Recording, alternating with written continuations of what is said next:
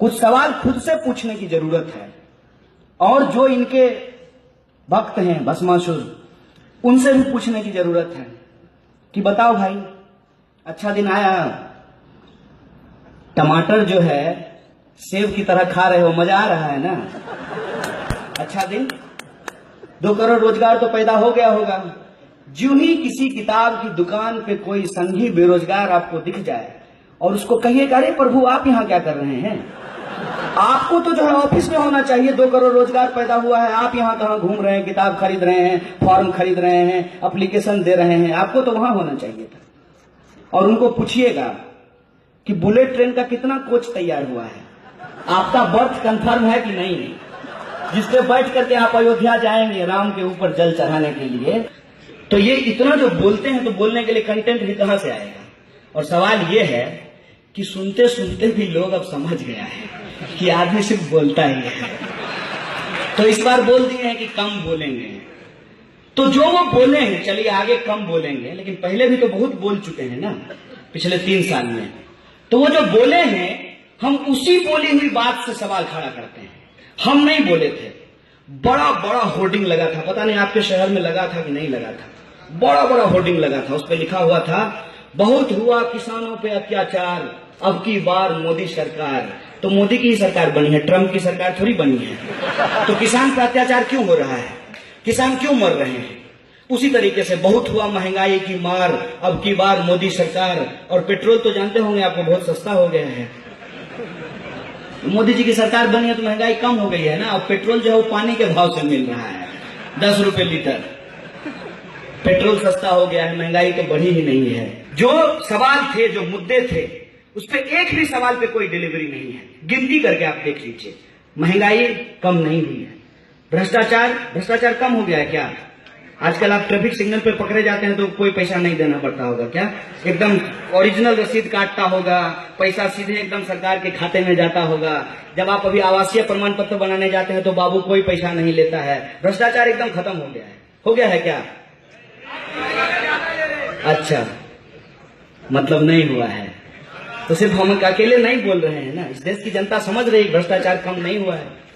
और 2G 3G का नाम खूब लिया गया था, तो सुरेश कलमाडी तो जेल में होंगे, और बाकी सारे लोग जितने ऊपर लोगों के ऊपर आरोप था वो सब तो जेल में होंगे। उसमें से आधा भाजपा की टिकट पे चुन करके मंत्री बने हुए हैं। रीता बहुगुणा और उनका भाई वो भ्रष्टाचारी था जब तक था बीजेपी में, कांग्रेस में था। अरे वो बीजेपी में ही था, जब कांग्रेस में था तब भी बीजेपी में था। इस बात को समझना बहुत जरूरी है। मैं क्यों कहता हूं कि ये विचारधारात्मक लड़ाई है, ये बात मैं क्यों बोलता हूं? झंडे का रंग देख करके कंफ्यूज मत होइए।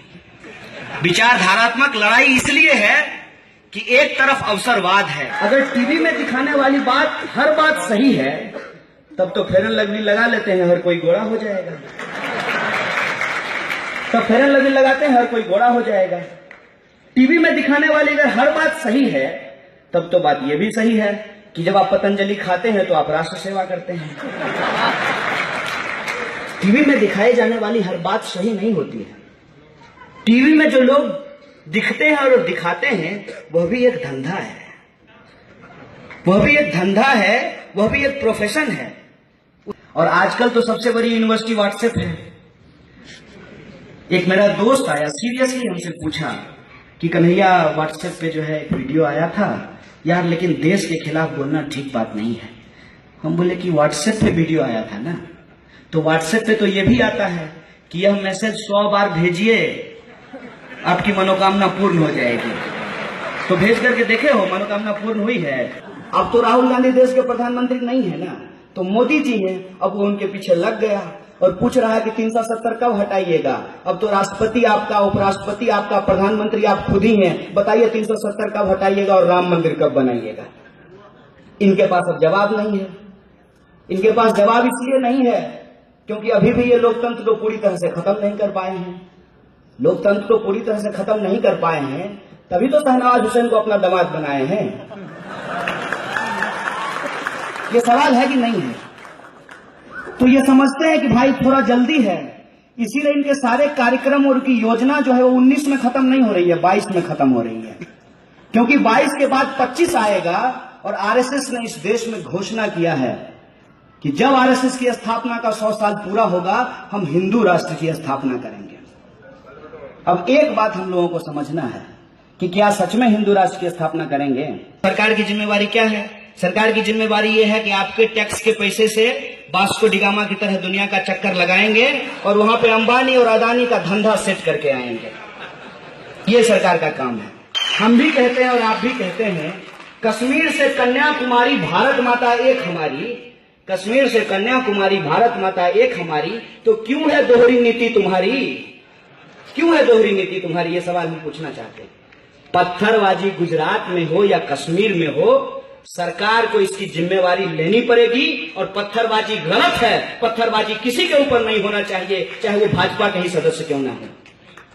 और आपको जान करके आश्चर्य होगा, शायद आप में से भी बहुत सारे लोग यह बात नहीं जानते होंगे, क्योंकि व्हाट्सएप यूनिवर्सिटी के सिलेबस में इस तरह का कोर्स शामिल नहीं किया गया है कि अखलाक का बेटा एयरफोर्स में नौकरी करता है।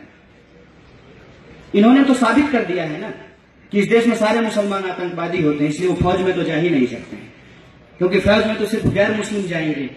सारे जो इनोसेंट मुस्लिम हैं उनको तो जेल में पहुंचा दिया गया है आतंकवादी होने के नाम पे। यह बात लोगों को मालूम नहीं है। वो देश की सेवा कर रहा है सीमा पे, और बीफ होने के आधार पर उसकी हत्या कर दी जाती है। सुबह बढ़िया से एकदम सूट बूट पहन करके तैयार हुए और रात वाला 2 रोटी ले लिए और सुबह सुबह गाय माता को दे दिए, तो लगा कि आहा आध्यात्मिक सुख है। कभी गाय को 1 महीना रख करके देखो, तब समझ में आएगा। ये लोग सिंबोलिज्म करते हैं, सिंबोलिज्म।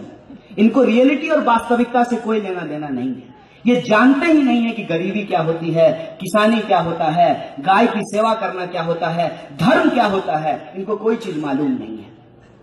आज रक्षाबंधन है, इनका काम है कि हिंदू और मुसलमान को आपस में लड़ाते रहना है। ये कल को हो सकता है कि इस कहानी को भी बदल दें कि रानी रत्नावती ने हुमायूं को राखी बांधा था, तभी से रक्षाबंधन की शुरुआत हुई है। हो सकता है कि कल को इस कहानी को भी बदल दिया जाए, क्योंकि लव जिहाद के नैरेटिव को आगे बढ़ाना है ना। इसलिए हिंदू और मुसलमान भाई बहन भी हो सकते हैं, राखी भी बांध सकते हैं। इस बात को तो भुला देना है, इस बात को तो मिटा देना है।